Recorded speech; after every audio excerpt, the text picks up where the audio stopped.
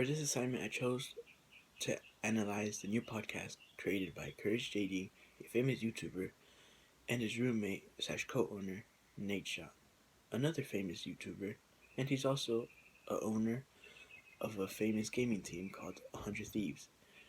In their podcast, they bring famous YouTubers and streamers, and they talk about their beginnings on YouTube and what they have done in the last couple of years.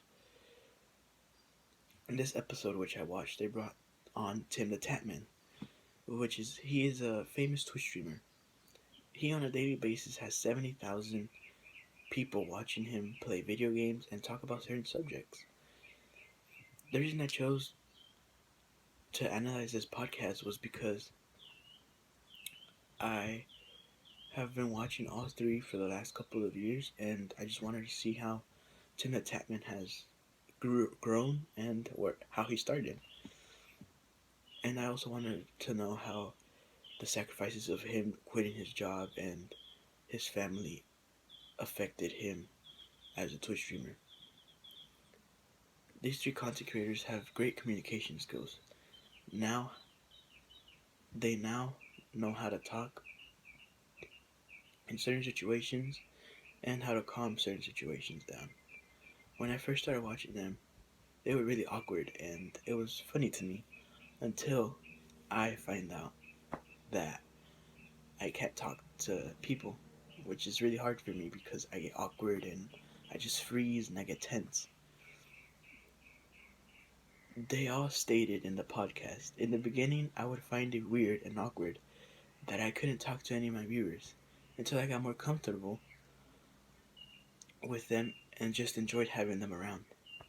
This shows how everybody goes through the phase of being awkward and not knowing how to talk to anybody, which is normal.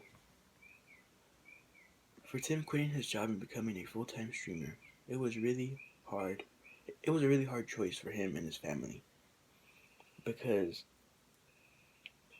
his girlfriend that he met in high school was having his baby, and he said that they both talked about it, about him quitting his job and becoming a streamer. And she told him that she wants him to do something that he loves. And he stated himself that I really love how Alexis encouraged me to do this because I really love doing this for a living. Who else can say they play video games and make money to support their family at the same time? That was just pretty cool to me because who wouldn't love to doing that? This shows how he took the sacrifice of streaming and turned out to become a really successful streamer, and many people look up to him. This also shows how sometimes in life the sacrifices that you take can either hurt you or give you success. Lastly, the advice he gives is just inspiring. He does it in a way where he tells a story about himself and how it affected him, and then gives a summary of that main point of his story, which leads to the advice at the end. Throughout the years of me watching him, he has given out a lot of advice that's encouraged me and a lot of people that view him as well. One advice that I will always remember he said, you should always be your best and give tips when you are at a restaurant because you never know what somebody is going through. This really stuck out to me because in reality, we can't read people's minds and we don't know what they're going through. So if you go out to a restaurant and you give like your best, no, if you go to a restaurant and they're giving the best service that they could give you, the least you could do is give them a good tip and be respectful to them. In conclusion, this is why this is the perfect podcast. In this podcast, you get a little bit of everything.